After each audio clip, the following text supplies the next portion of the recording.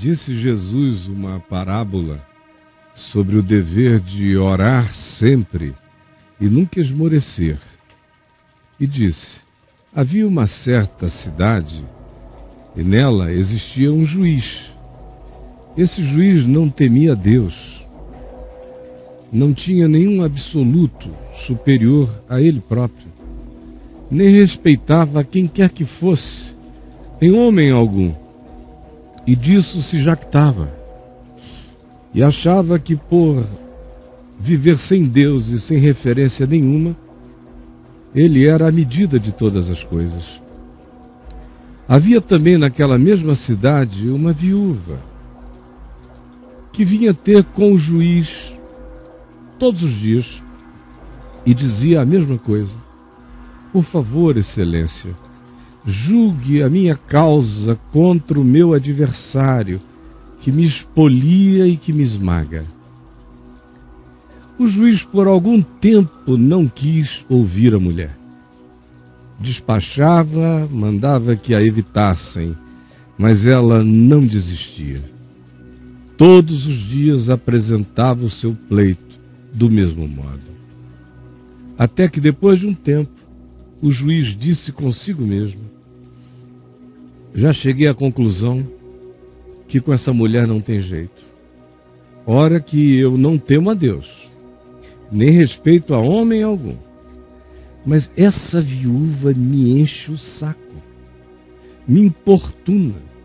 Julgarei a sua causa, o seu pedido, só para ficar livre dela, para que ela não venha molestar-me de novo, repetindo a mesma coisa, insistindo com a sua causa. Despachá-la-ei logo. Ao contar essa história, Jesus acrescentou o seguinte e disse: vocês todos que me ouvem, considerem no que diz este juiz iníquo. Considerem no que diz esse juiz iníquo. Jesus fala sobre o privilégio de a gente chegar junto ao trono da graça, com certeza absoluta de encontrar acolhimento, perdão, verdade, justiça, libertação diante de Deus. Só que ele faz isso como é corriqueiro nas lógicas de Jesus. Ele faz isso apresentando a antítese, para que pela antítese a gente conclua a tese.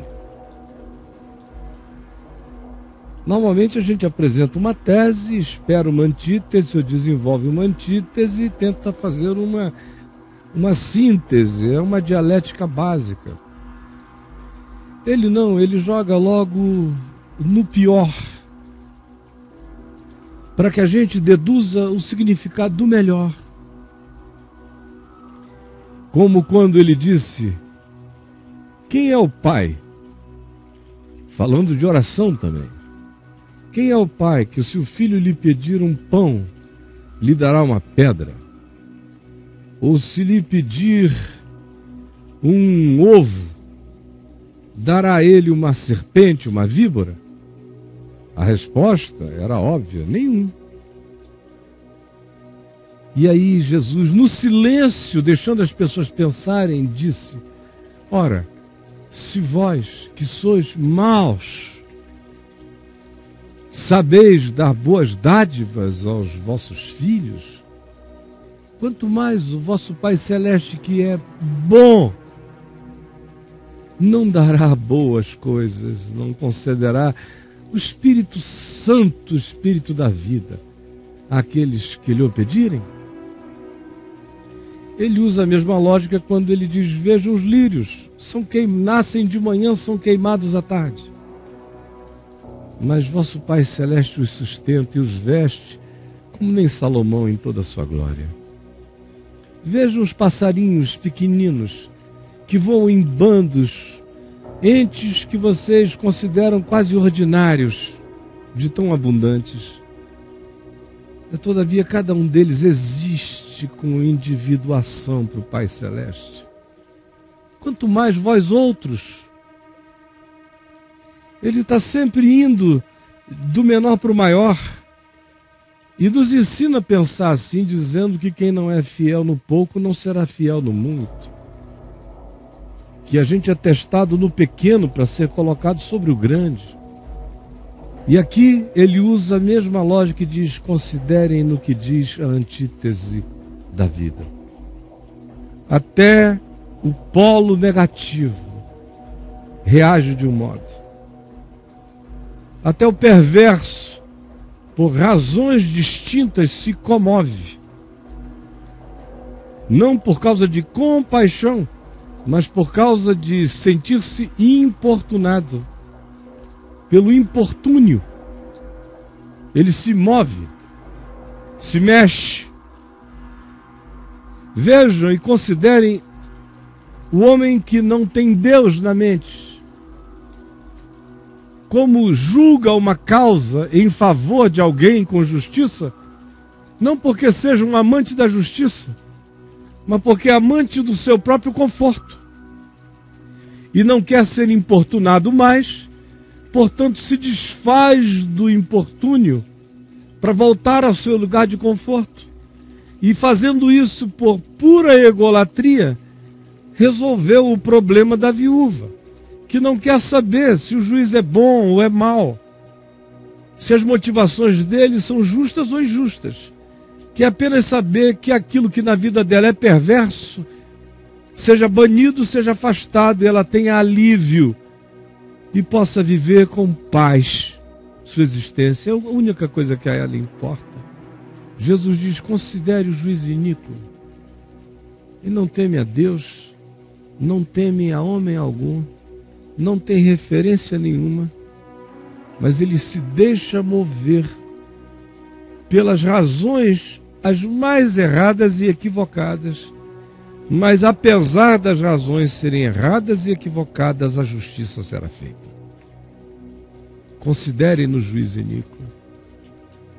E olhe, não esqueça, enquanto isto, não esqueça que Jesus está dizendo, isso é para quem quer aprender a oração. Considere o juiz iníquo. Você que quer aprender a orar sem esmorecer, não fique impressionado com o juiz, nem com os agentes, nem com os personagens do problema, nem com os poderosos do problema, nem se eles creem em Deus, nem se eles não creem em Deus. Nem impressione-se com as motivações deles, se são boas ou más. Não está nas mãos deles. Você faça a sua parte sem esmorecer. Você não desista, você não se acovarde, você não tenha medo. Você não se contente com a iniquidade nem com a injustiça, ao contrário. Continue a ter fome, sede e esperança de justiça. Busque a paz com todos e saiba que o reino de Deus é feito e consiste de justiça, paz e alegria no Espírito Santo. Por isso, não se contente com as perversidades feitas contra a sua vida, se você não tem meios humanos de sair delas, mas diante de Deus combata a perversidade sem esmorecer em oração jamais. E nunca entregue os pontos achando de algum modo que você esgotou as possibilidades de solução. Porque soluções, quando não nos visitam a nós em tempo da nossa vida de tal modo que as vejamos, elas frequentemente visitarão e serão respondidas mesmo depois que a gente já não esteja aqui, como se fala de Abel, cuja voz e clamor aparece diante de Deus, mesmo depois de ele ter sido morto, ainda fala. Certas orações ficarão sendo oradas na terra para sempre. Certas vidas deitam no chão da terra expressões de um clamor que não cessa jamais. Eles entram e fazem parte agora de uma dimensão de ecos de clamor. São viúvas, são viúvos, são pobres, são pequenos, são impotentes, são quebrantados, são pessoas que ninguém imagina que têm o poder de carregarem molestamento a instâncias espirituais impensáveis, mas causam em vida, e o rastro de suas vidas deixa uma consequência de um clamor e de uma oração que serão respondidos. Claro que serão. Mas Jesus diz: considere o juiz iníquo. Considere. E com isso ele está dizendo: ore, sabendo que você será atendido pela fé. Por isso você não tem que ir todo dia, não tem que usar de vãs repetições. Isso é com o juiz iníquo. Com o juiz iníquo é que a gente repete, a gente ganha no cansaço, porque ele é iníquo, porque ele não tem coração. Vosso Pai Celeste, todavia, sabe. O juiz iníquo precisa de insistência. O Pai Celeste sabe. A insistência junto ao Pai Celeste não é a repetição. A insistência é a confiança, é a paz.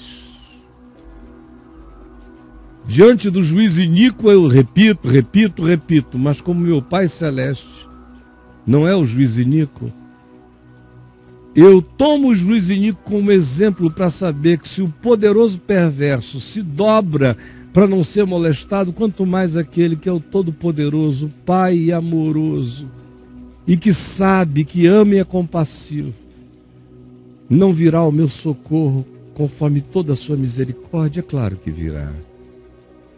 O juiz iníquo, considere nele, ele não ama e não respeita homem nenhum. O vosso Pai Celeste ama a ti, ama a todos, ama até ao teu inimigo e ao teu adversário. Ele ama. E a vontade dele é a construção do bem. Por isso, não fique preocupado com as soluções do Pai, serão as melhores. O juiz iníquo é que tem que ter a cabeça feita numa direção. O Pai Celeste sabe. E como eu disse, repito de novo, a insistência diante do Pai Celeste não é a vã repetição acerca da qual Jesus disse: não useis dela, porque o vosso Pai Celeste sabe. A insistência é a confiança que não repete, que disse sabe, e diz: Senhor Deus, tu sabes, e prossegue andando.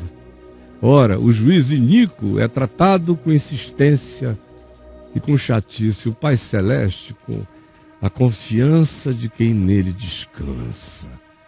Essa é a atitude de não esmorecimento, é a confiança descansada diante dele. Considerai no que diz o juiz iníquo. Porventura, se o homem mau responde com motivações de qualquer natureza para se ver livre de um importúnio, quanto mais não será com vosso Pai Celeste?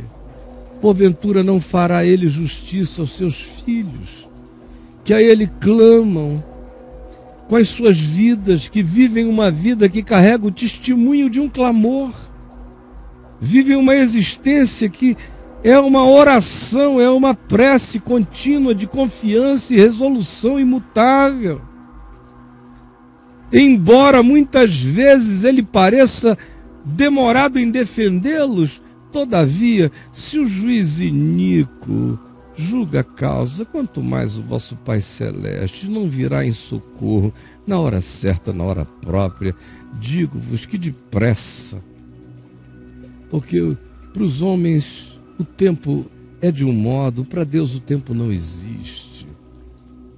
Digo-vos que depressa ele lhes fará justiça. Contudo, quando vier o Filho do Homem, porventura, achará a gente com essa fé na terra? Com essa confiança? com esse descanso, com essa entrega? Ô Paizinho, por favor, ajuda-nos a termos entendido a simplicidade singela dessa confiança, desse não esmorecimento, dessa vida carregada de graça e amor que existe como um clamor orante, sem repetição, sem paganismos repetitivos.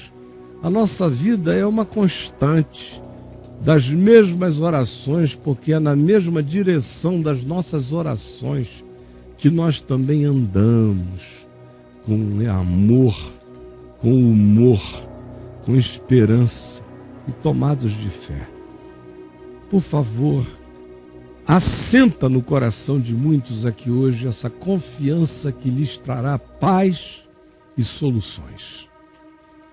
E desperta o coração de muitos para descansarem em Ti e aprenderem o lugar dessa esperança perseverante, sossegada, descansada, no regaço do Teu amor. Em nome de Jesus. Amém.